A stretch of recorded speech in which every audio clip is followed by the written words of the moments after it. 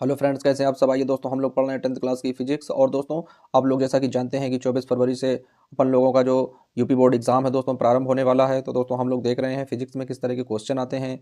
तो फ्रेंड्स, अब UP board exam में क्या होता है कि पहले दोस्तों छोटा सा क्वेश्चन दे देते हैं जिसमें परिभाषा वगैरह पूछ लेते हैं और उसके नीचे एक न्यूमेरिकल जोड़ देते हैं। तो आइए दोस्तों, उन्हीं न्यूमेरिकल की हम लोग प्रैक्टिस करते हैं। और दोस्तों, जो भी सवाल आप लोगों को करवाए जा रहे हैं, ये सवाल पिछले ईयर में बहुत ज़्यादा बार पूछे जा चुके हैं। तो दोस्तों, इन सभी सवालों को आप लोग अच्छे से सॉल्व करिएगा और इनमें से ही कोई ना कोई एक क्वेश्चन आप लोगों को एग्जाम में देखने को मिल सकता है। तो आइए दोस्तों, समय बिना विलंब किए हुए प्रारंभ करते हैं। पहला सवाल देख लेते हैं फ्रेंड्स, क्या दिया गया है। तो दोस्तों, पहला क्वेश्चन दिया गया है कि 5 सेंटीमीटर लंबाई की एक वस्तु, दोस्तों 5 सेंटीमीटर लंबाई की एक वस्तु 30 सेंटीमीटर वक्रता त्रिज्या के किसी दर्पण के सामने 20 सेंटीमीटर की दूरी पर रखी गई है। प्रतिबिंब की स्थिति, प्रकृति तथा आकार ज्ञात कीजिए। तो आइए दोस्तों देख लेते हैं सबसे पहले क्या क्या इसमें दिया गया है, क्या क्या एंट्री दी गई है। तो दोस्तों, क्या दिया गया है, वक्रता त्रिज्या दी गई है और वस्तु से दूरी दी गई है। और दोस्तों क्या है, वस्तु की लंबाई दी गई है। तो दोस्तों, जो भी वस्तु की लंबाई होती है उसको हम लोग ऑब्जेक्ट मानते हैं। क्या मानते हैं? ऑब्जेक्ट। और उसे दोस्तों हम लोग लिखेंगे ओ से डिनोट करेंगे। तो आइए इसकी एंट्री नोट कर लेते हैं फ्रेंड्स। ओ से लिखेंगे वस्तु का आकार कितना है फ्रेंड्स, 5 सेंटीमीटर वस्तु का आकार है। अब दोस्तों, वस्तु की दूरी कितनी है।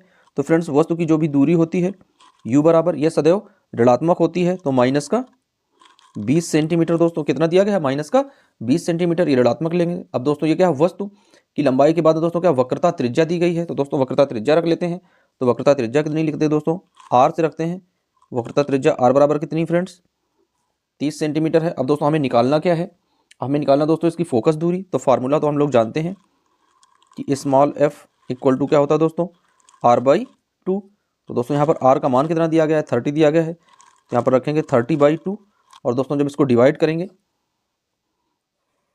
तो दोस्तों कटने पर क्या आ जाएगा, तो एफ की वैल्यू यहाँ पर आ जाएगी निकल कर 15 सेंटीमीटर। दोस्तों, एफ की वैल्यू कितनी आ गई फ्रेंड्स, एफ की वैल्यू आ गई निकल कर 15 सेंटीमीटर। अब दोस्तों, हमें सबसे पहले निकालना किसके लिए है। तो दोस्तों, इसमें किसी प्रकार का दर्पण नहीं दिया गया है, यानी दर्पण का नाम नहीं दिया गया है कि उत्तल दर्पण के लिए निकालना है कि अवतल दर्पण के निकालना है। तो आइए दोस्तों, हम लोग सबसे पहले अवतल के लिए देखते हैं और उसके बाद में उत्तल के लिए देखते हैं। तो दोस्तों क्या करते हैं, क्रम से दोनों दर्पण के लिए हम लोग इन सभी कंडीशंस को, यानी क्या क्या निकालना है, प्रतिबिंब की स्थिति निकालनी है, प्रकृति निकालनी है तथा उसका आकार ज्ञात करना है। तो दोस्तों, सबसे पहले हम लोग डालेंगे क्या, अवतल दर्पण के लिए। तो पहला पॉइंट लिखेंगे दोस्तों और लिख लेंगे अवतल दर्पण के लिए, अवतल दर्पण के लिए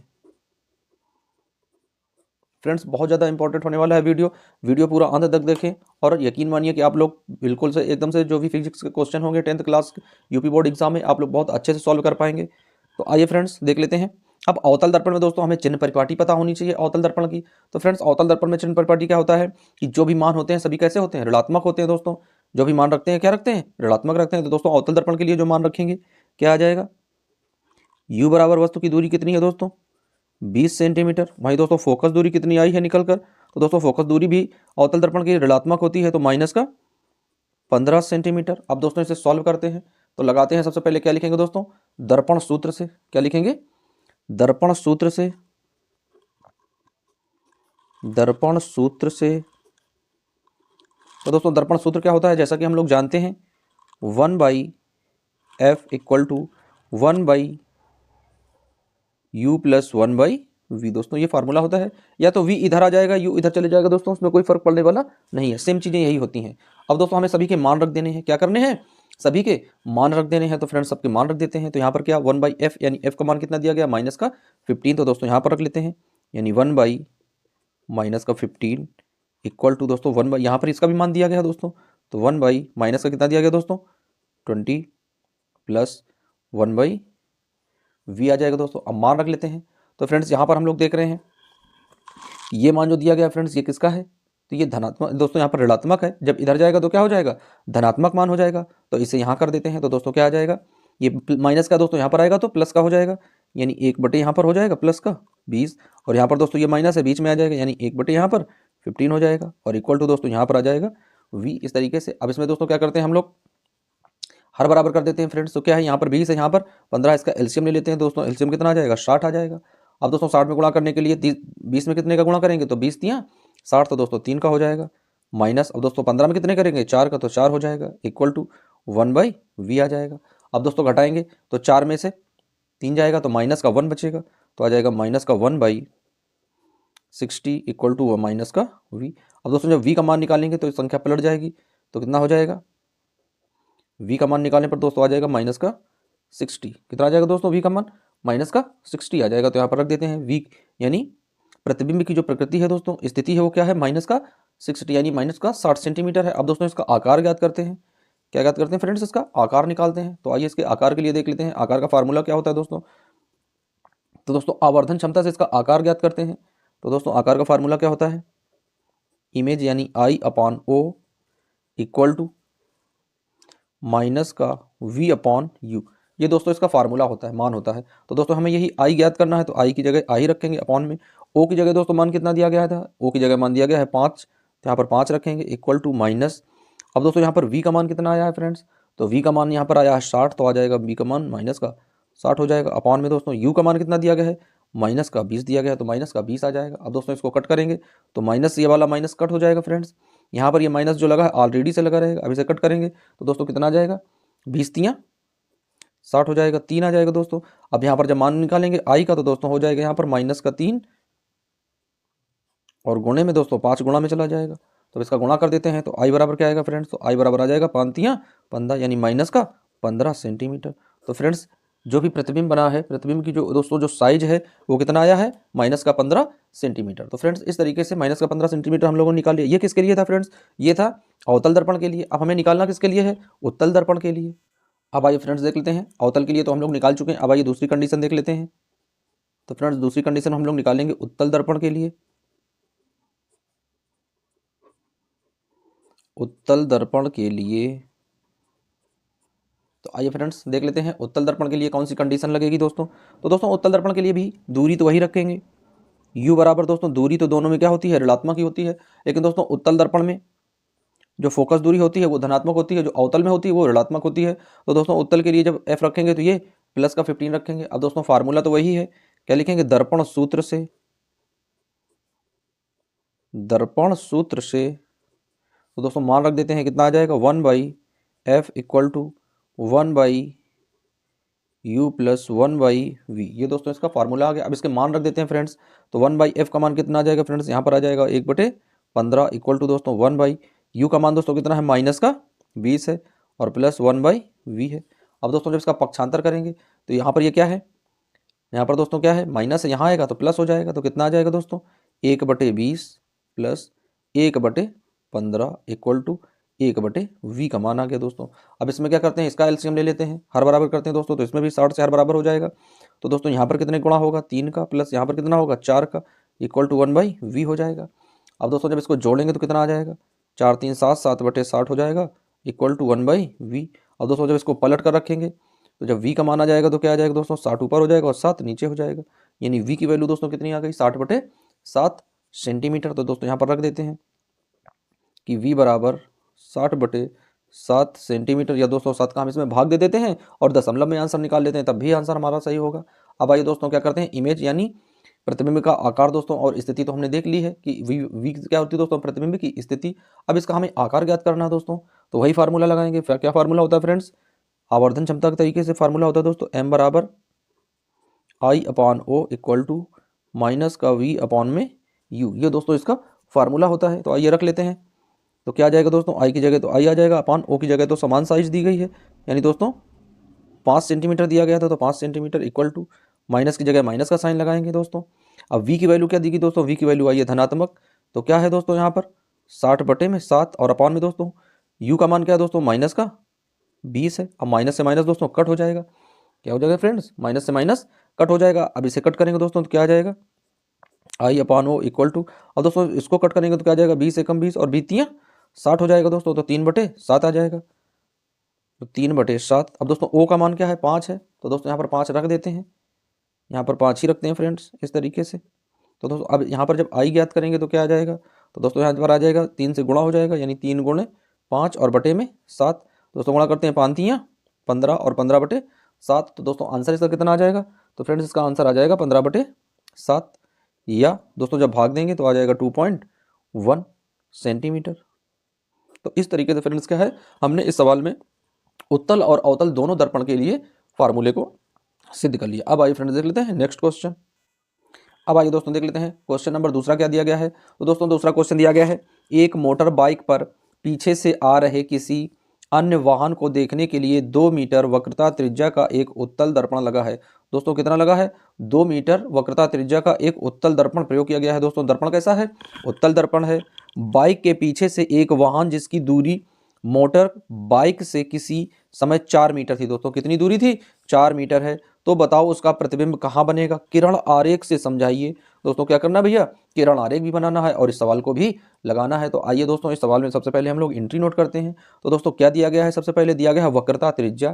तो दोस्तों वक्रता त्रिज्या कितनी दी गई है दोस्तों, 2 मीटर। तो वक्रता त्रिज्या को काय से लिखते हैं, आर से लिखते हैं। तो क्या लिखेंगे दोस्तों, वक्रता त्रिज्या को डिनोट करेंगे तो आर बराबर 2 मीटर। अब दोस्तों जब इसकी फोकस दूरी निकालेंगे तो फार्मूला क्या होता है, F equal to R by 2। दोस्तों कितना आ जाएगा, 2/2 इक्वल टू 1 मीटर। दोस्तों कितना आ जाएगा, 1 मीटर आ जाएगा दोस्तों। अब इसमें क्या और दिया गया है दोस्तों, दिया गया है कि 4 मीटर की दूरी है। दोस्तों क्या है, 4 मीटर की दूरी दी गई है। तो u का भी मान दिया गया है। तो दोस्तों u का भी मान लिख लेते हैं। तो u बराबर कितना है, 4 मीटर है। दोस्तों जो दूरी होती है तो उत्तल दर्पण में ऋणात्मक होती है, तो यानी -4 मीटर ये दोस्तों दूरी है, ऋणात्मक रख लेते हैं। अब दोस्तों लिखेंगे दर्पण सूत्र के द्वारा इसे सॉल्व करने का प्रयास करेंगे। दोस्तों बहुत ही इजी क्वेश्चन होते हैं, बस केवल हमें आंसर दोस्तों पता होना चाहिए सही से, इसका किस तरीके से निकालते हैं और इसके फार्मूले पता होने चाहिए।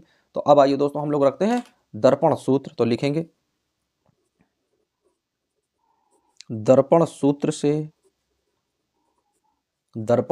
तो दोस्तों दर्पण सूत्र क्या होता है, 1/f equal to 1/u plus 1/v। अब दोस्तों सभी के मान रख देते हैं भाई।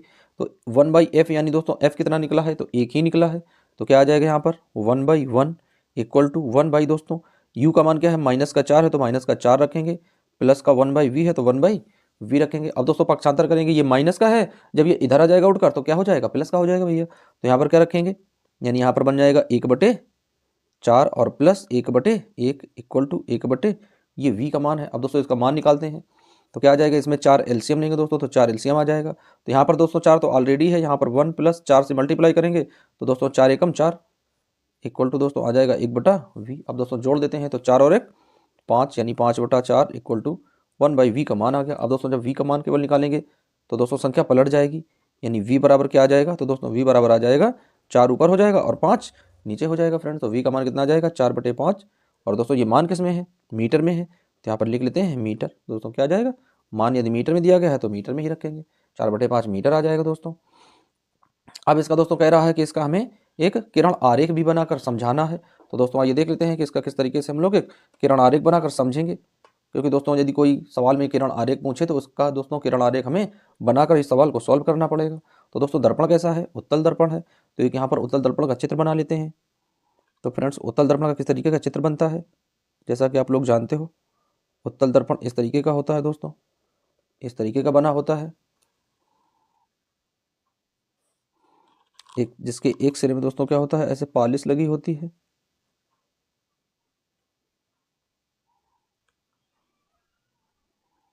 एक सिरे में दोस्तों पॉलिश लगी होती है, और जो ये सिरा होता है दोस्तों, ये MN कोई छोटा सा द्वारक होता है, ऐसे रखते हैं। बीच वाला दोस्तों जो बिंदु होता है ऑप्टिकल बिंदु होता है, मुख्य अक्ष P से रखते हैं। अब इसी के समांतर एक रेखा खींच लेते हैं दोस्तों, ऐसे। दोस्तों ये दर्पण है, इसका मतलब इसका जो वक्रता केंद्र है वो यहाँ पर कहीं पर रहा होगा, ये इसका वक्रता केंद्र है। और दोस्तों वक्रता केंद्र और ये जो पृष्ठ है, इसके जो बीच की बिंदु होता है, यही दोस्तों होता है फोकस बिंदु। तो ये F से डिनोट करते हैं। अब फ्रेंड्स क्या करते हैं, यहाँ पर हमें एक वस्तु, कोई ऑब्जेक्ट ले लेना है। जैसे मान लेते हैं कोई एक ये व्यक्ति खड़ा है यहाँ पर दोस्तों, ये यहाँ पर कोई एक व्यक्ति खड़ा है, और दोस्तों इसकी दूरी कहाँ तक है, यानी ये O है ऑब्जेक्ट, इसकी दोस्तों दूरी जो है वो इस ऑप्टिकल बिंदु से 4 मीटर की दूरी पर है दोस्तों।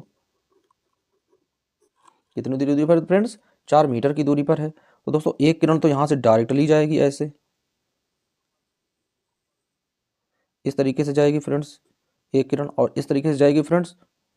और ये जाने के बाद दोस्तों यहाँ तो निकलेगी नहीं, पीछे की ओर बढ़कर निकलेगी, यानी ये इस तरीके से जाएगी और ऐसे निकलेगी, इस तरीके से ये परावर्तित हो जाएगी। लेकिन दोस्तों यदि इस किरण को ट्रैक करते हैं तो ये किरण कहाँ तक जाएगी ट्रैकिंग से, ये F से आती हुई ऐसे प्रतीत होगी, इस तरीके से जाएगी। अब दोस्तों जो दूसरी किरण है वो डायरेक्ट इसको टारगेट करेगी, यानी जिस पॉइंट पर आएगी उसी पॉइंट से वापस लौट जाएगी, यानी इस तरीके से आई और फ्रेंड्स जिस रास्ते से आई उसी रास्ते से वापस लौट गई। तो दोस्तों इसका मतलब क्या है कि इस किरण ने किसे टारगेट किया है, तो फ्रेंड्स इसने टारगेट किया है वक्रता केंद्र को। ऐसे ये वक्रता केंद्र को टारगेट करती हुई आगे निकली है। तो दोस्तों कहाँ पर इसका प्रतिबिंब बना है, तो दोस्तों इसका प्रतिबिंब बना है यहाँ पर, इस जगह इसका प्रतिबिंब बना है। ये छोटा सा प्रतिबिंब है दोस्तों, ये आई है प्रतिबिंब। तो इस तरीके से फ्रेंड्स इसका प्रतिबिंब बनता है। और ये कितनी दूरी पर बना है दोस्तों, ये वक्रता केंद्र दोस्तों दिया गया था यहां से लेकर, ये दोस्तों वक्रता केंद्र दिया गया था सवाल में। फिर इसकी फोकस दूरी हम लोगों ने ज्ञात की थी। फोकस दूरी कहाँ से कहाँ तक है, यानी इस बिंदु से लेकर इस F के बीच की दोस्तों जो दूरी होती है वो फोकस बिंदु, ये 1 मीटर थी दोस्तों, ये 2 मीटर थी। और दोस्तों प्रतिबिंब कहाँ से कहाँ तक, यानी प्रतिबिंब यहाँ पर बना है। और दोस्तों प्रतिबिंब कितना बना है दोस्तों, प्रतिबिंब की स्थिति फ्रेंड्स क्या है, 4/5 है। तो दोस्तों ये कितना आ जाएगा, 4/5 मीटर, इस तरीके से। तो फ्रेंड्स ये इसका क्या है, ये इसका किरण आरेख है। और फ्रेंड्स इस तरीके से हम लोग किसी भी सवाल का किरण आरेख बनाते हैं। अब आइए दोस्तों देख लेते हैं नेक्स्ट क्वेश्चन। आइए फ्रेंड्स देख लेते हैं नेक्स्ट क्वेश्चन। तो फ्रेंड्स तीसरा क्वेश्चन क्या कह रहा है, कह रहा है कि अपवर्तन का नियम क्या है। दोस्तों क्या पूछ रहा है, कह रहा है कि अपवर्तन का नियम क्या है। और दोस्तों इसी में सवाल जोड़ देता है। और दोस्तों इस तरह के क्वेश्चन बहुत बार यूपी बोर्ड एग्जाम में पूछे जा रहे हैं। पहले कोई ना कोई परिभाषा देनी होती है, उसी के नीचे एक सवाल जोड़ देते हैं। तो दोस्तों ये जो भी क्वेश्चन आप लोगों को कराए जा रहे हैं बहुत ज़्यादा इंपॉर्टेंट है और सभी बच्चे एकदम से ध्यान से इन क्वेश्चन को सॉल्व करिएगा। तो दोस्तों क्या पूछ रहा है, कह रहा है अपवर्तन का नियम। तो दोस्तों अपवर्तन का नियम समझेंगे। उसके बाद फ्रेंड्स कह रहा है कि 3 सेंटीमीटर की वस्तु उत्तल लेंस के मुख्य अक्ष के, दोस्तों क्या है, उत्तल लेंस के मुख्य अक्ष के लंबवत रखी है। लेंस की फोकस दूरी 30 सेंटीमीटर है। लेंस से वस्तु की दूरी 10 सेंटीमीटर है। प्रतिबिंब की स्थिति, आकार और प्रकृति की गणना कीजिए। तो आइए फ्रेंड्स इस सवाल को हम लोग सॉल्व करने का प्रयास करते हैं। तो आइए फ्रेंड्स सबसे पहले हम लोग देख लेते हैं कि अपवर्तन क्या होता है, अपवर्तन के नियम क्या होते हैं। तो फ्रेंड्स अपवर्तन क्या होता है और अपवर्तन के क्या नियम होते हैं। दोस्तों अपवर्तन उसमें होता है जो कोई माध्यम पारदर्शी होता है, और परावर्तन के दोस्तों के लिए क्या जरूरी होता है कि जो भी माध्यम हो वो अपारदर्शी हो। तो दोस्तों इस तरीके से एक माध्यम बना लेते हैं।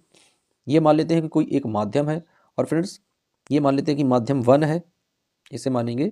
ये जो माध्यम है दोस्तों ये माध्यम 1 है, और दोस्तों ये वाला जो है ये है माध्यम 2।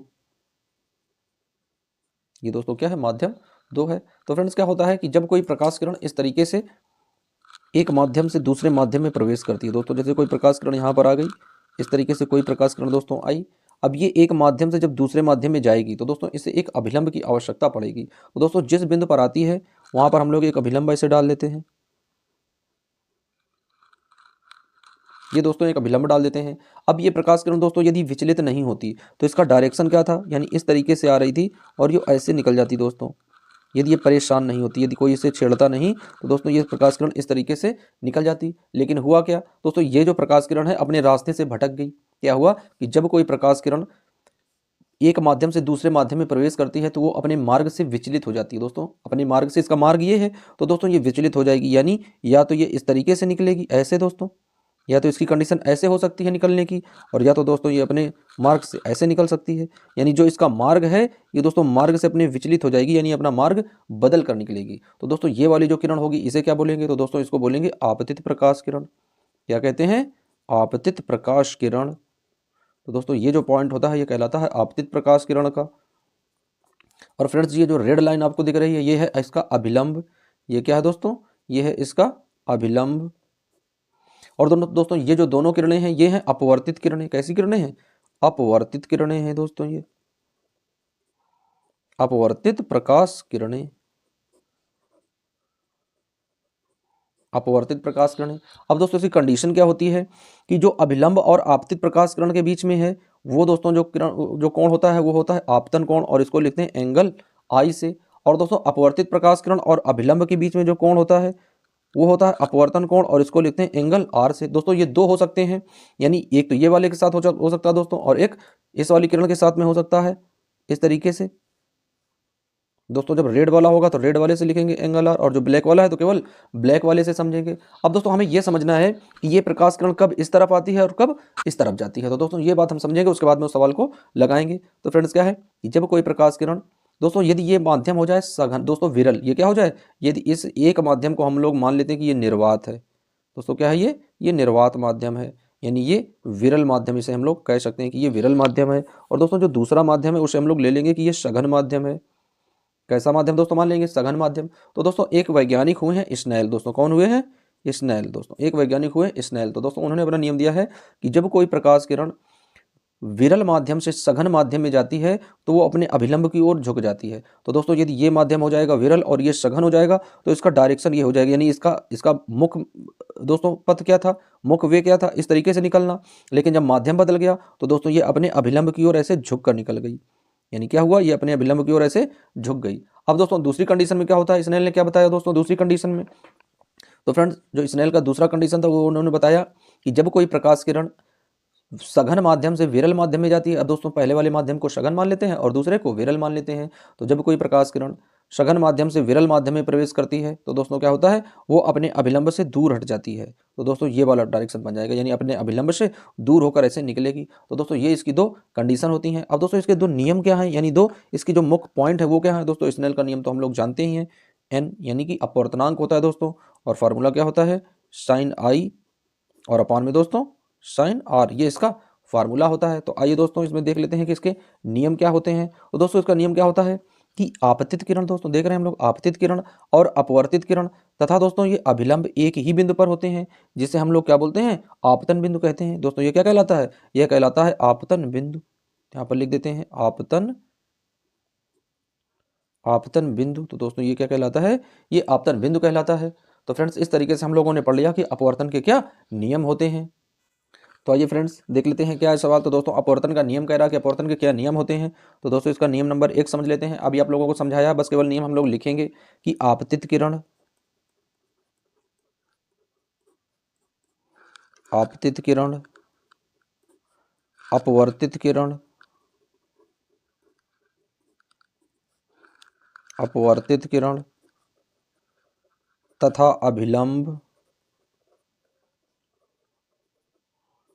अभिलंब एक ही तल में होते हैं, एक ही तल में होते हैं, जिसे आपतन बिंदु कहते हैं, जिसे आपतन बिंदु कहते हैं। एक ही तल में होते हैं जिसे आपतन बिंदु कहते हैं। अब दोस्तों दूसरा पॉइंट फ्रेंड्स ये बहुत ज़्यादा इंपॉर्टेंट है, इस वजह से आप लोगों को लिखकर समझाए जा रहे हैं, आप लोग भी इनको साथ में लिखते रहिएगा। दोस्तों दूसरा क्या है कि जब कोई दोस्तों प्रकाश किरण सघन से विरल में जाती है तो अपने अभिलंब से दूर हट जाती है, और जब कोई प्रकाश किरण विरल से सघन में जाती है तो अपने अभिलंब की ओर मुड़ जाती है। तो दोस्तों उसका फार्मूला क्या होता है, तो दोस्तों उसका फार्मूला होता है एन, यानी कि माध्यम का अपवर्तनांक साइन आई अपॉन में साइन आर। तो दोस्तों ये क्या है, ये दो जो नियम दिए गए हैं फ्रेंड्स, यही है अपवर्तन के नियम। तो फ्रेंड्स इस तरीके से हम लोगों ने अपवर्तन के नियमों की भी व्याख्या कर ली। अब आइए अपना सवाल लगा लेते हैं दोस्तों, जो सवाल इस क्वेश्चन में दिया गया है। तो फ्रेंड्स दिया क्या गया है, आइए सबसे पहले वो देख लेते हैं। तो दोस्तों दिया गया है 3 मीटर वस्तु, यानी ओ दिया गया है, यानी जो वस्तु का माप देते हैं दोस्तों उसे ऑब्जेक्ट ओ से रखते हैं। तो ओ बराबर क्या है दोस्तों 3 सेंटीमीटर की वस्तु हो गई। तो 3 सेंटीमीटर में दोस्तों वस्तु को रख लेते हैं। उसके बाद में क्या दिया गया है फ्रेंड्स, उसके बाद में कह रहा है कि फोकस दूरी दी गई है 30 सेंटीमीटर। दोस्तों क्या दिया गया है, फोकस दूरी 30 सेंटीमीटर। तो रख लेते हैं एफ बराबर दोस्तों 30 सेंटीमीटर की फोकस दूरी दी गई है। फिर दोस्तों कह रहा है कि वस्तु की दूरी, तो दोस्तों वस्तु की दूरी u बराबर दिया गया है, u बराबर कितना है 10 सेंटीमीटर। तो दोस्तों u सदैव क्या होता है, ऋणात्मक होता है। दोस्तों u सदैव क्या होता है, ऋणात्मक होता है, तो माइनस का 10 सेंटीमीटर। तो दोस्तों इस तरीके से अब हमें निकालना क्या है फ्रेंड्स, इसमें निकालना है प्रतिबिंब की स्थिति, आकार और उसकी प्रकृति ज्ञात करनी है। तो आइए दोस्तों इस सवाल को हम लोग सॉल्व करते हैं। तो दोस्तों अब इसमें क्या लिखेंगे, अब दोस्तों इसमें दर्पण फार्मूला नहीं लगाएंगे, अब इसमें लेंस फार्मूला लगाएंगे। क्या लिखेंगे, लेंस सूत्र से। दोस्तों उसमें लिखते थे दर्पण सूत्र से, यहाँ पर लिखेंगे लेंस सूत्र से। लेंस सूत्र से। अब दोस्तों लेंस और दर्पण के सूत्र में क्या अंतर है? बहुत छोटा सा अंतर होता है फ्रेंड्स। आइए देख लेते हैं दोस्तों। दर्पण का सूत्र जहां पर होता था 1/f इक्वल टू 1/v। अब दोस्तों वहां पर होता था प्लस, यहाँ पर बस केवल माइनस हो जाता है 1/u। तो दोस्तों बस केवल प्लस और माइनस का ही फर्क होता है। मान रख देते हैं फ्रेंड्स। तो यहाँ पर क्या दिया गया है दोस्तों? दोस्तों जब हमें v का मान निकालना होगा, किसका मान निकालना होगा भाई? v का मान निकालना होगा। तो आइए देख लेते हैं क्या रखेंगे दोस्तों। 1/f का मान क्या है दोस्तों? 30 है, तो 30 रख देंगे इक्वल टू 1/v का मान ज्ञात करना दोस्तों। 1/, ये माइनस है, इक्वल टू अपान में u का मान दोस्तों क्या है? माइनस का 10। अब दोस्तों माइनस माइनस का ये प्लस बन जाएगा। क्या हो जाएगा फ्रेंड्स? माइनस माइनस का ये प्लस बन जाएगा। जब इधर आएगा तो ये फिर से माइनस हो जाएगा। जब इस साइड आएगा दोस्तों तो क्या हो जाएगा? फिर से माइनस बन जाएगा। तो क्या आ जाएगा दोस्तों? तो यहाँ पर दोस्तों आ जाएगा 1/30 दिया गया है पहले से, तो 1/30। अब दोस्तों यहाँ पर आएगा तो ये ऋणात्मक हो जाएगा, यानी माइनस का 1/10 हो जाएगा इक्वल टू 1/v हो जाएगा। अब आइए इसको सॉल्व करते हैं। तो इसमें एलसीएम लेंगे दोस्तों, तो एलसीएम इसका 30 आ जाएगा, क्योंकि यहाँ पर तो ऑलरेडी दोस्तों है 30। यहाँ पर 3 से गुणा करेंगे तो 3 आ जाएगा दोस्तों, 1/v हो जाएगा। घटाएंगे 3 में से दोस्तों जाएगा तो माइनस का 2/30 इक्वल टू 1/v। दोस्तों जब v का मान निकालेंगे तो संख्या पलट जाएगी। तो क्या आ जाएगा दोस्तों? 30/-2 हो जाएगा इक्वल टू v। अब भाग देंगे दोस्तों इसमें तो आ जाएगा माइनस का 15 इक्वल टू v। यानी दोस्तों v का मान कितना प्राप्त हो जाएगा? तो v बराबर दोस्तों आ जाएगा माइनस का 15 सेंटीमीटर। तो दोस्तों इस तरीके से v बराबर कितना आ गया? माइनस का 15 सेंटीमीटर। अब दोस्तों हमें निकालना क्या है? वस्तु का आकार ज्ञात करना है। तो आइए दोस्तों वस्तु के आकार का फार्मूला लगा देते हैं। क्या आ जाएगा दोस्तों? यहाँ पर I/O इक्वल टू माइनस का v अपॉन में u। अब दोस्तों जब इसमें मान निकालेंगे तो क्या हो जाएगा? दर्पण फार्मूला लगाते थे तो उसमें प्लस रखते थे दोस्तों, माइनस रखते थे, लेकिन जब लेंस फार्मूला लगाएंगे तो इसमें प्लस रख देंगे। बस केवल दोस्तों इतना फर्क होता है। रखेंगे मान दोस्तों, तो आई का मान तो हमें निकालना है, तो आई की जगह आई आ जाएगा अपॉन में ओ की जगह दोस्तों कितना दिया गया है? 3, तो 3 आ जाएगा इक्वल टू वी का मान दोस्तों कितना आया है? 15, और अपान में यू का मान दोस्तों कितना आया है? तो दोस्तों यू का मान जो आया है वो दिया गया है 10, माइनस का दोस्तों 15 भी ये माइनस का दिया गया है। तो फ्रेंड्स अब ये दोनों आपस में माइनस माइनस कट जाएंगे तो प्लस हो जाएगा। तो दोस्तों जब आई की वैल्यू निकालेंगे तो क्या आ जाएगा? आ जाएगा दोस्तों 15 × 3 और अपॉन में 10 हो जाएगा दोस्तों। अब जब भाग देंगे तो 15×3 = 45/10। अब दोस्तों जब 10 का भाग देंगे 45 में तो आ जाएगा 4.5 सेंटीमीटर। दोस्तों कितना आंसर आ गया? 4.5 सेंटीमीटर। अब आइए देख लेते हैं इसका नेक्स्ट क्वेश्चन। अब आइए दोस्तों देख लेते हैं नेक्स्ट क्वेश्चन क्या है। तो फ्रेंड्स कह रहा है कि गोली दर्पण कितने प्रकार के होते हैं। दोस्तों क्या पूछ रहा है? कह रहा गोली दर्पण कितने प्रकार के होते हैं। किसी उत्तल दर्पण की फोकस दूरी 30 सेंटीमीटर दी गई है। दर्पण के सम्मुख 5 सेंटीमीटर लंबी कोई वस्तु दर्पण से 30 सेंटीमीटर की दूरी पर रखी है। तो प्रतिबिंब की स्थिति, आकार और उसकी प्रकृति की गणना कीजिए। तो आइए फ्रेंड्स हम लोग सबसे पहले देख लेते हैं कि गोली दर्पण कितने प्रकार के होते हैं। तो आइए फ्रेंड्स हम लोग सबसे पहले देख लेते हैं कि गोली दर्पण क्या होता है। तो दोस्तों दर्पण होते हैं 2 प्रकार के। दोस्तों दर्पण कितने प्रकार के होते हैं? दर्पण होते हैं 2 प्रकार के दोस्तों। एक होता है समतल दर्पण और दोस्तों दूसरा होता है गोलीय दर्पण। तो दोस्तों अब बात करते हैं हम लोग गोली दर्पण की। तो दोस्तों गोली दर्पण एक इस तरह का बेलनाकार भाग होता है, एक गोले का हिस्सा दोस्तों बेलनाकार भाग होता है। ये दोस्तों उसका केंद्र होता है। तो इस बेलनाकार भाग से दोस्तों हम लोग 2 इस तरीके से छोटे छोटे ये कट कर लेते हैं। इनको दोस्तों द्वारक बोलते हैं। इनको क्या बोलते हैं? द्वारक बोलते हैं। तो दोस्तों इतने छोटे छोटे भागों को हम लोग कट कर लेते हैं। तो दोस्तों जो ये वाला भाग कट करके रखते हैं तो उसको यहाँ पर रखते हैं। आइए देख लेते हैं किस तरीके से उसको रखेंगे। तो दोस्तों उसको इस तरीके से रखते हैं, छोटा सा भाग ऐसे कट करके। अब दोस्तों इसके एक सिरे में ऐसे पेंट लगा देते हैं, पॉलिश कर देते हैं। लेड और फॉस्फोरस की दोस्तों ये पेंटिंग होती है। इसे MN मान लेते हैं। ये छोटा सा क्या होता है? द्वारक होता है। ये दोस्तों इसका ऑप्टिकल बिंदु होता है और यहीं से एक रेखा जाती है ऐसे मुख्य अक्ष से। दोस्तों यहाँ पर इसका मान लेते हैं कि यहाँ पर इसका केंद्र रहा होगा और ये बीच का दोस्तों इसका फोकस बिंदु है। तो दोस्तों जो इस तरह का लेंस होता है वो कहलाता है दोस्तों उत्तल लेंस। क्या कहलाता है? उत्तल दोस्तों दर्पण, क्योंकि एक साइड पॉलिश लगी है तो इस तरह का कहलाएगा दोस्तों उत्तल दर्पण। अब दोस्तों जब इस साइड वाला काट लेते हैं ये वाला हिस्सा, तो ये वाला हिस्सा दोस्तों कट कर किस तरीके से आ जाता है? तो दोस्तों इस तरीके से ये वाला हिस्सा कट जाता है। इसके भी एक सिरे में ऐसे पॉलिश लगा देते हैं दोस्तों, एक साइड में दोस्तों पॉलिश कर देते हैं। ये वाला बिंदु P मान लेते हैं ऑप्टिकल बिंदु, और यहीं से एक मुख्य अक्ष के समांतर ऐसे रेखा खींच देते हैं। दोस्तों इसका जो है वक्रता केंद्र इसके पीछे मानते हैं, क्योंकि ये इस साइड की ओर मुड़ा हुआ होता है, और यहाँ पर इसका फोकस बिंदु मानते हैं। ये भी दोस्तों एक छोटा सा कटा हुआ द्वारक है। तो दोस्तों इस तरह के लेंस को क्या बोलते हैं दोस्तों? यहाँ पर दोस्तों जो पॉलिश है वो थोड़ा गलत दिशा में लग गई है फ्रेंड्स। पॉलिश इस दिशा में लगेगी इस तरीके से। दोस्तों जो ये रेड वाली है रेड वाली को पॉलिश समझा दो दोस्तों, और ये वाला जो है ये वाला पॉलिश सिरा नहीं है। तो इस तरीके से फ्रेंड्स क्या है, ये वाली इस साइड है। अब दोस्तों ये किस तरह का दर्पण है दोस्तों, तो ये है अवतल दर्पण। कैसा दोस्तों, ये अवतल दर्पण। तो फ्रेंड्स क्या पूछ रहा था, यही पूछ रहा था कि गोली दर्पण कितने प्रकार के होते हैं। तो दोस्तों गोली दर्पण दो प्रकार के होते हैं, एक होता है उत्तल दर्पण और दूसरा होता है गोली दर्पण।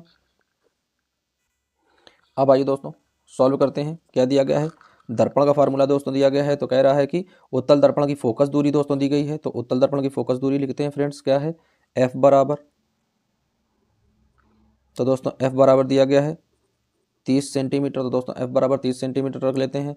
फिर कह रहा है वस्तु की दर्पण से दूरी दोस्तों, तो यू बराबर दिया गया है। तो यू बराबर दोस्तों सदैव ऋणात्मक होता है, तो माइनस का 30 सेंटीमीटर। उसके बाद दोस्तों ऑप्टिकल दिया गया है, ऑब्जेक्ट कितना है, तो दोस्तों ऑब्जेक्ट जो दिया गया है वो है 5 सेंटीमीटर। तो ऑब्जेक्ट की जगह 5 सेंटीमीटर रख देते हैं। अब दोस्तों इस सवाल को सॉल्व करते हैं दर्पण सूत्र से। तो लिखेंगे दर्पण सूत्र से, दर्पण सूत्र से। तो आइए दोस्तों दर्पण सूत्र इसमें लगाते हैं। तो क्या आ जाएगा फ्रेंड्स, दर्पण सूत्र तो दोस्तों हम लोग जानते हैं 1/f equal to 1/v plus 1/u। ये दोस्तों मान होता है इसका। आइए इसमें सबके मान रख देते हैं। दोस्तों f का मान क्या है, 1/30 है, इक्वल टू 1/v का मान दोस्तों निकालना है। और यहाँ पर क्या मान दिया गया है दोस्तों, 1/ माइनस का दोस्तों दिया गया है 30। अब दोस्तों ये माइनस का 30 इधर है, जब इधर आएगा तो ये प्लस का हो जाएगा। किसका हो जाएगा, प्लस का हो जाएगा। तो क्या आ जाएगा दोस्तों, 1/30 प्लस 1/30 इक्वल टू 1/v। दोस्तों दोनों जोड़ेंगे तो आ जाएगा 2/30 इक्वल टू 1/v। अब दोस्तों क्या करेंगे, जब पलटेंगे संख्या तो आ जाएगा 30/2 इक्वल टू v।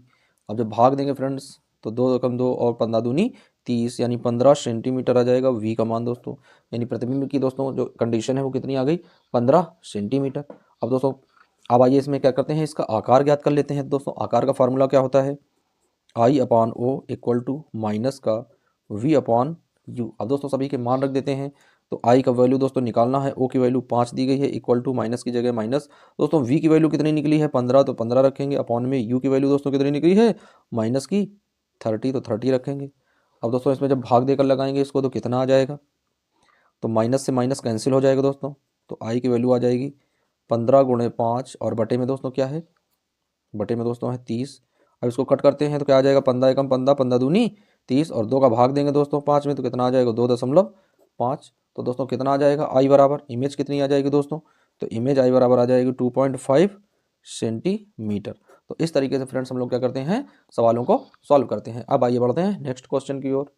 अब आइए फ्रेंड्स देख लेते हैं। कह रहा है कि एक अवतल दर्पण की वक्रता त्रिज्या दोस्तों क्या है, एक अवतल दर्पण की वक्रता त्रिज्या है 40 सेंटीमीटर। इसके सामने एक वस्तु 15 सेंटीमीटर की दूरी पर रखी है। प्रतिबिंब की स्थिति एक क्या बताना है दोस्तों, किरण आरेख के द्वारा हमें सॉल्व करना है। तो आइए सबसे पहले जो चीज़ें दी गई हैं उनको हम लोग रख लेते हैं। तो दोस्तों वक्रता त्रिज्या क्या दिया गया है, यानी कि आर का मान दिया गया है 40 सेंटीमीटर। दोस्तों दर्पण कौन सा है, अवतल। तो दोस्तों इसमें सारे मान काहे में होंगे, ऋणात्मकता में होंगे, ऋणात्मक में होंगे। तो दोस्तों जब मान निकालते हैं एफ का तो क्या आ जाएगा, एफ इक्वल टू, तो दोस्तों होता है r/2। मान रखेंगे फ्रेंड्स तो आ जाएगा माइनस का 40/2। अब भाग देंगे दोस्तों तो आ जाएगा एफ की वैल्यू माइनस का 20 सेंटीमीटर। तो दोस्तों कितना आ जाएगा, माइनस का 20 सेंटीमीटर आ जाएगा दोस्तों एफ फोकस दूरी दोस्तों। अब यहाँ पर देख लेते हैं क्या दिया गया है दोस्तों, और दोस्तों दिया गया है इसमें 15 सेंटीमीटर वस्तु की दूरी है, यानी यू का मान दिया गया है माइनस का 15 सेंटीमीटर। अब दोस्तों हमें इस सवाल को सॉल्व करना है, उसके बाद में इसका किरण आरेख भी बनाना है। तो दोस्तों सबसे पहले क्या करते हैं, हम लोग दर्पण सूत्र का प्रयोग करते हैं भाई। तो आइए लगा देते हैं इसमें दर्पण सूत्र से, दर्पण सूत्र से। बहुत ही इजी क्वेश्चन है दोस्तों, सभी लोग वीडियो पूरा अंत तक देखिए और जो भी सवाल आप लोगों को लगवाए जा रहे हैं फ्रेंड्स उन सवालों का अच्छे से रिवीजन करिए। इन सवालों में से कोई ना कोई आप लोगों को सवाल एग्जाम में पक्का 100% देखने को मिलेगा। जो सवाल आप लोगों को लगवाए जा रहे हैं यही सवाल दोस्तों आएंगे, बस केवल संख्याएं बदली जा सकती हैं, बाकी सवाल पूछने का तरीका उसका यही होगा। तो बहुत ही अच्छे से सवाल समझिए सभी बच्चे। तो दोस्तों दर्पण सूत्र क्या होता है, 1/f equal to 1/v plus 1/u। अब दोस्तों सभी के मान रख देते हैं भाई। तो f का मान दोस्तों क्या दिया गया है, माइनस का 20 दिया गया है। तो क्या आ जाएगा, 1/ माइनस का 20 equal to 1/v plus 1/u का मान दोस्तों क्या है, माइनस का 15, तो माइनस का 15 आ जाएगा। अब दोस्तों माइनस का 15 इधर प्लस का है, जब इधर जाएगा तो ये प्लस, इधर माइनस का दोस्तों इधर जाएगा तो प्लस का हो जाएगा। तो दोस्तों आ जाएगा 1/15 माइनस 1/20 इक्वल टू 1/v। अब दोस्तों इसमें हर बराबर करेंगे, इसका एलसीएम लेंगे, तो इसका एलसीएम कितना लेंगे दोस्तों, एलसीएम आ जाएगा इसका 60। कितना आ जाएगा दोस्तों, एलसीएम 60 आ जाएगा। तो दोस्तों यहाँ पर कितने गुणा करेंगे भाई, 4 का गुणा करेंगे, तो 4 माइनस यहाँ पर क्या करेंगे 3 का इक्वल टू 1/v। अब दोस्तों जब घटाएंगे तो 4 में 3 जाएगा, 1 आ जाएगा, यानी 1/60 इक्वल टू 1/v। दोस्तों जब v का मान निकालेंगे संख्या पलट जाएगी, तो क्या आ जाएगा 60, यानी v की वैल्यू दोस्तों कितनी आ गई, 60 सेंटीमीटर आ गया दोस्तों v की वैल्यू। अब जब v की वैल्यू 60 आ गई दोस्तों, तो क्या कह रहा है सवाल में कि इसकी आवर्धन क्षमता भी बतानी है दोस्तों। क्या बतानी है, इसकी आवर्धन क्षमता निकालनी है। तो दोस्तों इसकी आवर्धन क्षमता यहाँ पर देख लेते हैं। तो m बराबर आवर्धन क्षमता का फार्मूला क्या होता है, माइनस का v अपान में u। और दोस्तों फार्मूला लगा देते हैं, तो v की वैल्यू कितनी आई दोस्तों, दोस्तों प्लस की 60 आई, लेकिन ये माइनस का चिन्ह लगा होता तो माइनस का साइन आ गया, अपान में u दोस्तों क्या है माइनस का, और u दिया कितना गया दोस्तों, u दिया गया है दोस्तों इसमें 15, तो 15 रखेंगे, माइनस से माइनस जाएगा, 15 एकम 15 और 15 चौको 60। तो दोस्तों m बराबर कितना आ जाएगा, m बराबर 4 आ जाएगा दोस्तों। तो इसकी आवर्धन क्षमता भी हम लोगों ने ज्ञात कर ली है। अब दोस्तों कह रहा है कि इसका किरण आरेख के द्वारा हमें प्रदर्शन भी करना है, तो इसका किरण आरेख भी खींचना है दोस्तों। ये बहुत ही इंपॉर्टेंट है दोस्तों। तो किरण आरेख इसका बना लेते हैं, किस तरीके से हम लोग बनाएंगे इसका किरण आरेख खींचेंगे। तो फ्रेंड्स हम लोग सबसे पहले बनाएंगे एक क्या अवतल दर्पण बनाएंगे। तो आइए यहाँ पर एक अवतल दर्पण हम लोग ड्रा करते हैं।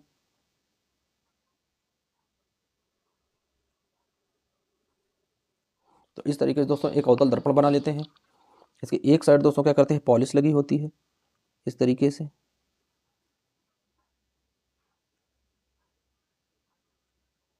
एक साइड इसके पॉलिश होती है दोस्तों। ये छोटा सा जो भाग होता है इसे द्वारक बोलते हैं, mn है ये दोस्तों। यहाँ पर ऑप्टिकल बिंदु होता है, और इसी के समांतर एक ऐसे रेखा खींची होती है जिसे मुख्य अक्ष के समांतर ऐसे रेखा बोलते हैं। दोस्तों क्या दिया गया है इसमें सवाल में, इसकी दोस्तों वक्रता त्रिज्या दी गई है 60। तो वक्रता त्रिज्या इसकी देख लेते हैं। तो दोस्तों वक्रता त्रिज्या तो यहाँ तक मान लेते हैं, ये इसका C पॉइंट है और ये इसका F पॉइंट है, फोकस है, ये C है। तो दोस्तों वक्रता त्रिज्या दी गई है, तो आइए यहाँ से माप कर लेते हैं। यानी ये वक्रता त्रिज्या है दोस्तों, कितनी है 40 दिया गया है, 40 सेंटीमीटर है। तो दोस्तों माप कहाँ से होती है, डायरेक्ट ऑप्टिकल बिंदु से। फिर दोस्तों इसकी फोकस दूरी कितनी निकली, तो फोकस दूरी इसकी 20 निकली दोस्तों। तो यहाँ से रख लेते हैं, ये फोकस दूरी है दोस्तों 20 सेंटीमीटर। गणना कहाँ से होगी, ऑप्टिकल बिंदु से। अब दोस्तों प्रतिबिंब कहाँ पे रखा, प्रतिबिंब रखा दोस्तों यू से, यानी यहाँ पर 15 सेंटीमीटर पर। यानी दोस्तों इसका मतलब है प्रतिबिंब जो है 20 ये है, इसका मतलब प्रतिबिंब यहाँ पर कहीं रखा होगा दोस्तों। दोस्तों प्रतिबिंब जो है वो यहाँ पर है इस तरीके से। ये दोस्तों ये प्रतिबिंब है इस तरीके से, ये प्रतिबिंब है दोस्तों इस तरीके से। तो अब फ्रेंड्स क्या करते हैं, एक तो यहाँ से किरण जाती है इस तरीके से, एक जाती है, और दोस्तों जिस तरीके से जाती है कहाँ से होकर गुजरती है, फोकस से होकर गुजरती है। तो दोस्तों इस तरीके से जाएगी और फोकस से होकर ऐसे गुजरेगी। तो फ्रेंड्स इस तरीके से किरण गई और कहाँ से होकर गुजरी, फोकस से। अब दोस्तों एक किरण इस तरीके से गई डायरेक्ट, और जिस रास्ते से गई दोस्तों उसी रास्ते से वापस आ गई। यानी इसका मतलब है किरण ने किसे टारगेट किया, तो दोस्तों इस किरण ने टारगेट किया है इस सी को, यानी इस सी को इसने टारगेट किया, और दोनों किरणें ऐसे निकल रही हैं। यानी दोनों किरणें क्या हैं, समांतर की ओर जा रही हैं पीछे। तो ये दोस्तों इस साइड तो कहीं मिलेंगी नहीं। अब इन किरणों को हम लोग आगे डॉट डॉट करके ले जाते हैं कि ये किरण इस तरीके से जा रही है, ऐसे इस तरीके से गई होगी। और दोस्तों ये किरण ले जाते हैं डॉट डॉट करके। तो दोस्तों ये किरण यहाँ पर मिलती हुई प्रतीत होती है। तो दोस्तों कहाँ पर प्रतीत होती है, इस तरीके से। तो दोस्तों ये यहाँ पर बन गया इसका प्रतिबिंब। क्या बन गया इसका, ये प्रतिबिंब बन गया दोस्तों, ये आई बन गया, ये है प्रतिबिंब इसका, प्रतिबिंब। तो फ्रेंड्स आप लोग इस तरीके से समझ गए हैं कि किस तरीके से इनके प्रतिबिंब बनते हैं। और दोस्तों प्रतिबिंब की स्थिति क्या बन आई है, तो प्रतिबिंब ये दोस्तों यहाँ पर बना है। इसकी गणना कहाँ से होगी, इसकी गणना ऑप्टिकल बिंदु P से होगी। यानी ये है 60 सेंटीमीटर। तो दोस्तों इस साइड ये 60 सेंटीमीटर की तरफ इसका प्रतिबिंब बन रहा है दोस्तों। और कैसा बना है, आभासी एवं सीधा, क्योंकि दोस्तों वास्तविक नहीं है, क्योंकि ये काल्पनिक रेखाएं हैं, हमने लोगों ने उसको बढ़ाया है तो कल्पना की है। तो दोस्तों ये काल्पनिक यानी कि आभासी प्रतिबिंब होगा दोस्तों इसका। अब आइए देख लेते हैं इसका नेक्स्ट क्वेश्चन। अब आइए फ्रेंड्स दिया गया क्वेश्चन छठवां, कह रहा है प्रकाश के परावर्तन के नियम को बताना है दोस्तों। क्या कह रहा है, प्रकाश के परावर्तन नियम को बताना है, और दोस्तों उसी में सवाल जोड़ दिया गया है। तो फ्रेंड्स इसी तरह के क्वेश्चन बहुत बार एग्जाम में पूछे जाते हैं। पहले आप लोगों से परिभाषा पूछ ली जाएगी, उसी के नीचे एक प्रश्न जोड़ दिया जाएगा। तो दोस्तों आप लोगों को ये बहुत ही इंपॉर्टेंट चीज़ें बताई जा रही हैं, और 100% मानिए इनमें से कोई ना कोई क्वेश्चन आप लोगों को यूपी बोर्ड एग्जाम में देखने को अवश्य मिलेगा। तो दोस्तों क्वेश्चन क्या है कि प्रकाश के परावर्तन के नियम को हमें लिखना है। तो आइए सबसे पहले हम लोग प्रकाश के परावर्तन को एक बार फिर से रिवीजन ही कर लेते हैं, क्योंकि दोस्तों ये सारी चीज़ें हम लोग ऑलरेडी ही पढ़ चुके हैं। तो दोस्तों प्रकाश का परावर्तन क्या होता है? तो फ्रेंड्स, प्रकाश के परावर्तन के लिए हमें कैसा माध्यम चाहिए कि दोस्तों माध्यम होना चाहिए अपारदर्शी, और अपवर्तन के लिए कैसा माध्यम चाहिए दोस्तों? पारदर्शी। तो इसमें जो भी माध्यम हम ले लेंगे उसे अपारदर्शी बनाने के लिए उसके एक पृष्ठ पर हम लोग पॉलिश लगा देंगे। तो दोस्तों यहाँ पर जो हमने माध्यम में प्रयोग में लिया है दोस्तों, वहाँ पर हम लोग क्या करते हैं, एक पॉलिश लगा देते हैं। ये पॉलिश सतह बन जाती है। अब दोस्तों इस पॉलिश सतह पर क्या होता है कि जब कोई प्रकाश किरण इस पर आपतित होती है, तो दोस्तों मान लेते हैं कि ये एक प्रकाश किरण यहाँ पर आई इस तरीके से, और यहाँ पर दोस्तों इस तरीके से इस बिंदु पर आपतित हो गई। तो दोस्तों जो किरण आती है और आपतित होती है उसे हम लोग बोलते हैं आपतित प्रकाश किरण। तो दोस्तों इसे हम लोग बोलेंगे आपतित प्रकाश किरण। तो दोस्तों कौन सी हो गई ये आपतित प्रकाश किरण? दोस्तों जिस बिंदु पर आपतित प्रकाश किरण किसी भी अपारदर्शी माध्यम में, दोस्तों ये माध्यम कैसा है? तो दोस्तों ये माध्यम है अपारदर्शी, अपारदर्शी माध्यम। क्योंकि दोस्तों प्रकाश के परावर्तन के लिए अपारदर्शी या चिकना माध्यम ही होना चाहिए। तो दोस्तों जिस बिंदु पर ये किरण आई है यहाँ पर हमें अभिलंब की आवश्यकता है। तो दोस्तों यहाँ पर हम लोग एक अभिलंब छोड़ देंगे। अभिलंब दोस्तों क्या होता है? जो किसी भी माध्यम को 90 डिग्री में दो भागों में विभाजित कर देता है। तो दोस्तों ये जो है ये अभिलंब है। अब दोस्तों ये किरण जिस एंगल यानी अभिलंब के साथ जिस एंगल पर आती है, तो अभिलंब के साथ उसी एंगल पर परावर्तित होती है। तो इस तरीके से ये किरण ऐसे निकल जाएगी। दोस्तों ये आपतित प्रकाश किरण है, और ये क्या है? परावर्तित प्रकाश किरण है। तो यहां लिखेंगे परावर्तित प्रकाश किरण, परावर्तित प्रकाश किरण। अब दोस्तों ये अभिलंब है, ये दोस्तों क्या है? अभिलंब है। तो दोस्तों आपतित प्रकाश किरण और अभिलंब के मध्य बना कोण कहलाता है आपतन कोण। इसको लिखते हैं एंगल आई से। और दोस्तों अभिलंब और परावर्तित प्रकाश किरण के बीच में बना कोण कहलाता है परावर्तन कोण, और इसको लिखते हैं एंगल आर से। तो दोस्तों इसमें सवाल में पूछ रहा है कि हमें प्रकाश के परावर्तन के नियम लिखने हैं। तो दोस्तों जो प्रकाश का परावर्तन का पहला नियम है, तो पहला नियम दोस्तों हम लोग समझ लेते हैं। तो दोस्तों पहला नियम क्या है? इस वाले कोण को क्या बोलते हैं? आपतन कोण। तो लिखेंगे आपतन कोण। दोस्तों क्या है? आपतन कोण बराबर किसके हो जाता है? परावर्तन कोण के। तो आपतन कोण बराबर परावर्तन कोण, यानी angle I equal to angle R के। तो दोस्तों ये पहला नियम हो गया। अब दोस्तों इसका दूसरा नियम क्या है? कई बार एग्जाम में दोस्तों ये आते हैं कि परावर्तन के नियम या अपवर्तन के नियम लिखिए। तो दोस्तों आप लोगों को बहुत ही सावधानी से चीज़ों को लिखना है और इन्हें समझना भी है। तो दोस्तों पहला नियम तो हम लोग जान गए कि आपतन दोस्तों क्या है? आपतन कोण बराबर परावर्तन के कोण के होता है। अब दोस्तों दूसरा नियम क्या होता है कि आपतित प्रकाश किरण, दोस्तों देख रहे हैं कि आपतित प्रकाश किरण, परावर्तित प्रकाश किरण और अभिलंब एक ही बिंदु पर मिलते हैं। दोस्तों कहाँ पर मिलते हैं? एक ही बिंदु पर मिलते हैं, जिससे आपतन बिंदु कहते हैं। तो दोस्तों इसका दूसरा जो मुख्य इंपॉर्टेंट पॉइंट होगा वो होगा आपतित प्रकाश किरण, आपतित प्रकाश किरण, परावर्तित प्रकाश किरण,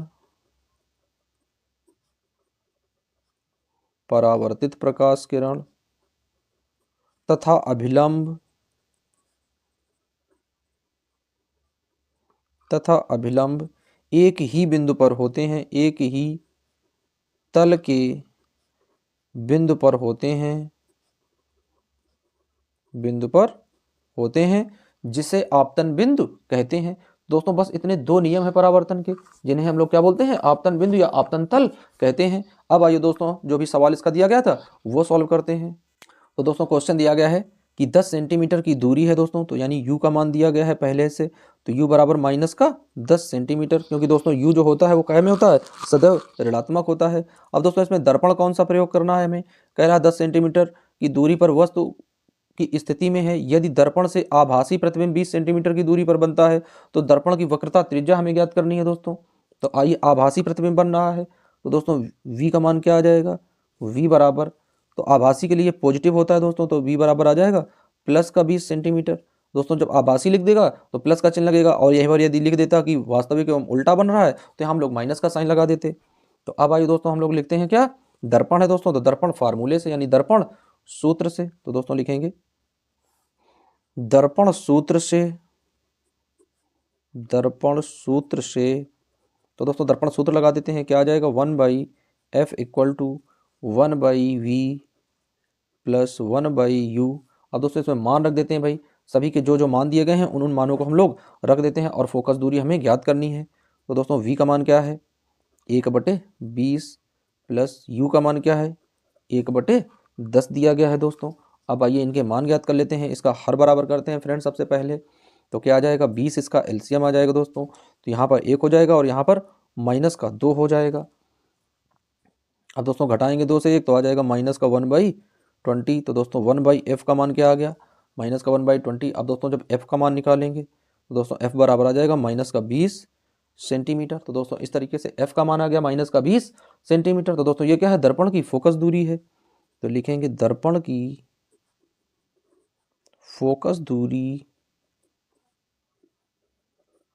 बराबर माइनस का 20 सेंटीमीटर। अब दोस्तों हमें निकालना क्या है दोस्तों, दर्पण की वक्रता त्रिज्या।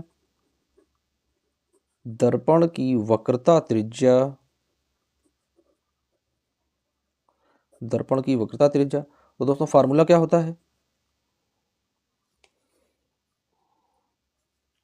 f बराबर r/2 या r बराबर 2f। तो दोस्तों मान रख देते हैं। तो 2 इंटू एफ की वैल्यू कितना है, माइनस का 20 है दोस्तों। गुणा करेंगे तो आ जाएगा माइनस का 40 सेंटीमीटर। तो दोस्तों कितना आ जाएगा दर्पण की वक्रता त्रिज्या। तो दोस्तों लिखेंगे दर्पण की वक्रता त्रिज्या, दर्पण की वक्रता त्रिज्या बराबर 40 सेंटीमीटर। दोस्तों कितना आ गया, दर्पण की वक्रता त्रिज्या दोस्तों कितनी आ गई, 40 सेंटीमीटर। तो फ्रेंड्स इस तरीके से हम लोग क्या करते हैं, सवालों को सॉल्व करते हैं। अब आइए दोस्तों देख लेते हैं इसका नेक्स्ट क्वेश्चन। अब आइए फ्रेंड्स देख लेते हैं क्या पूछ रहा है। तो दोस्तों पूछ रहा है कि प्रकाश का परावर्तन किसे कहते हैं। तो दोस्तों आइए देख लेते हैं कि भाई प्रकाश का परावर्तन क्या है। तो आइए फ्रेंड्स अभी हम लोगों ने जो पढ़ा है वही दोस्तों दोबारा से हमें देखना है, प्रकाश का परावर्तन। तो दोस्तों प्रकाश का परावर्तन क्या होता है कि एक तरह का हम लोग दोस्तों अपारदर्शी चिकना पृष्ठ ले लेते हैं और दोस्तों उसी पर क्या करते हैं, कोई प्रकाश की किरण को आपतित कराते हैं। दोस्तों जिस बिंदु पर प्रकाश की किरण आपतित होती है उसी बिंदु पर हम लोग एक अभिलंब डाल देते हैं। तो हम लोग देखते हैं कि प्रकाश किरण और अभिलंब के बीच में दोस्तों जो एंगल बना है, जिस कोण से ये किरण आपतित हुई है और अभिलंब और परावर्तित किरण दोस्तों उसी एंगल से ही निकलती है, यानी जिस एंगल से आती है। फ्रेंड्स जैसे मान लेते हैं कि ये हम लोगों के पास 40 डिग्री एंगल से दोस्तों इस तरीके से आपतित हुई है। तो जब यहाँ से ये निकलेगी तो अभिलंब के प्रति ये 45 डिग्री से ही आपतित होगी। दोस्तों यदि यहाँ से 45 डिग्री से आई है तो यहाँ से भी 45 डिग्री से जाएगी। दोस्तों यदि यहाँ से ये 60 डिग्री पर आई है तो यहाँ से भी ये 60 डिग्री पर ही आपतित होगी। दोस्तों यदि यहाँ से ये 30 डिग्री पर आई है तो दोस्तों यहाँ से भी ये 30 डिग्री पर ही आपतित होगी। दोस्तों कहने का मतलब क्या है कि आपतन कोण बराबर होता है परावर्तन कोण के। तो दोस्तों प्रकाश का जो परावर्तन के जो नियम है, केवल हमें नियम को समझना है दोस्तों। इसमें प्रकाश का परावर्तन किसे कहते हैं, पिछले में दोस्तों पूछा था कि नियम क्या है। तो दोस्तों दोनों अलग अलग चीजें हैं। जब नियम पूछेगा तो आप लोग ये वाला बताएंगे और जब प्रकाश का परावर्तन पूछेगा तो दोस्तों केवल चित्र बनाएंगे और उसकी परिभाषा लिखेंगे। तो दोस्तों यदि आप लोगों को परिभाषा ना पता हो तो आप लोग लिखिएगा, हम आप लोगों को परिभाषा बोल देते हैं। तो दोस्तों जब कोई प्रकाश की किरण बच्चों दोबारा से आप लोग नोट कर लीजिएगा कि जब कोई प्रकाश की किरण किसी समांग माध्यम में, दोस्तों क्या है, जब कोई प्रकाश की किरण किसी समांग माध्यम में चिकने तल से टकराकर उसी माध्यम में वापस लौट जाती है तो इसे प्रकाश का परावर्तन कहते हैं। दोस्तों क्या है, जब कोई प्रकाश किरण किसी समांग माध्यम में चिकने तल से, दोस्तों कैसा है, ये चिकना तल है, चिकने तल से टकराकर उसी माध्यम में वापस लौट जाती है, यानी जिस माध्यम में आती है उसी माध्यम में वापस लौट जाती है तो इसे प्रकाश का परावर्तन कहते हैं। तो दोस्तों बस इतना सा नियम है, इतने से नियम को हमें केवल समझना है। अब आइए दोस्तों बढ़ते हैं अपने सवाल की ओर। अब आइए दोस्तों देख लेते हैं सवाल में क्या क्या एंट्री दी गई है। दोस्तों सबसे पहले एंट्री कर लेते हैं। दिया गया है एक अवतल दर्पण के सामने 15 सेंटीमीटर दूरी पर रखी कोई वस्तु है। दोस्तों क्या है, वस्तु की दूरी दी गई है, यानी कि u का मान दिया गया है। तो दोस्तों u बराबर है माइनस का 15 सेंटीमीटर। जैसा कि दोस्तों सवाल में दिया गया, हम लोगों ने लिख लिया u बराबर माइनस का 15 सेंटीमीटर। फिर दोस्तों दिया गया है यदि दर्पण की फोकस दूरी 30 सेंटीमीटर हो। दोस्तों क्या है, दर्पण की फोकस दूरी, और दर्पण कैसा है, अवतल दर्पण। तो दोस्तों अवतल दर्पण में फोकस दूरी ऋणात्मक लेते हैं तो f बराबर भी माइनस का 30 आ जाएगा दोस्तों, ये भी ऋणात्मक आ जाएगा दोस्तों। और हमें निकालना क्या है, प्रतिबिंब की दोस्तों कंडीशन हमें ज्ञात करनी है, प्रतिबिंब की स्थिति प्रकृति और उसका आवर्धन क्षमता भी निकालना है दोस्तों। तो अब आइए देख लेते हैं दोस्तों दर्पण सूत्र से। तो लिखेंगे दर्पण सूत्र से, बहुत ही इंपॉर्टेंट सवाल है दोस्तों, सभी बच्चों को पूरे सवाल लगाने हैं और इन्हें समझना भी है दोस्तों। दर्पण सूत्र से यानी 1/f equal to 1/v plus 1/u। दोस्तों ये फार्मूला होता है इसका। आइए इसमें मान रख देते हैं दोस्तों सभी के। तो यहाँ पर 1 दिया गया है तो आ जाएगा 1 माइनस का 30 equal to 1/v plus 1/u का दोस्तों मान है माइनस का 15 अब दोस्तों माइनस का 15 इधर आएगा तो ये भाई प्लस का हो जाएगा, तो आइए मान रख देते हैं। तो यहाँ पर क्या बनेगा फिर, तो दोस्तों यहाँ पर आ जाएगा 1/15 माइनस का 1/30 इक्वल टू 1/v। अब दोस्तों इसमें एलसीएम लेंगे तो 30 इसका एलसीएम हो जाएगा। दोस्तों यहाँ पर 2 का गुणा होगा, यहाँ पर 1 का गुणा होगा, बराबर आ जाएगा 1/v। अब दोस्तों इसको कट कर देते हैं तो क्या आ जाएगा, यहाँ पर आ जाएगा 1/30 इक्वल टू 1/v। इसका मतलब दोस्तों v की जब वैल्यू हम लोग ज्ञात करेंगे तो कितना आ जाएगा, तो v बराबर दोस्तों आ जाएगा 30 सेंटीमीटर। तो दोस्तों प्रतिबिंब की स्थिति क्या आ गई, 30 सेंटीमीटर। अब दोस्तों हमें क्या करना है, उसका आकार ज्ञात करना है, यानी उसकी आवर्धन क्षमता ज्ञात करनी है दोस्तों, उसका आवर्धन निकालना है। तो लिखेंगे दोस्तों आवर्धन,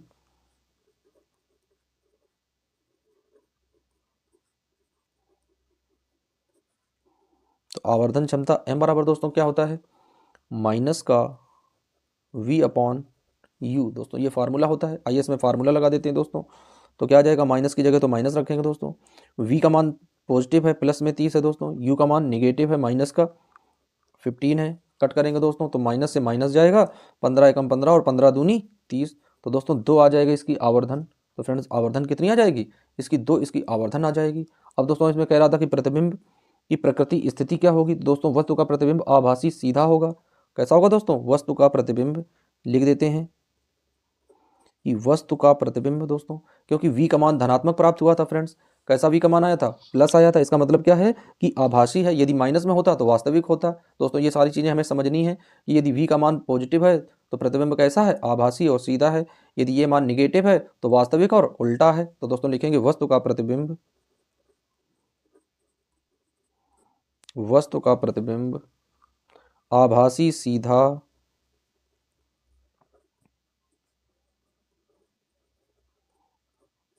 आभासी सीधा दर्पण से पीछे, दर्पण के पीछे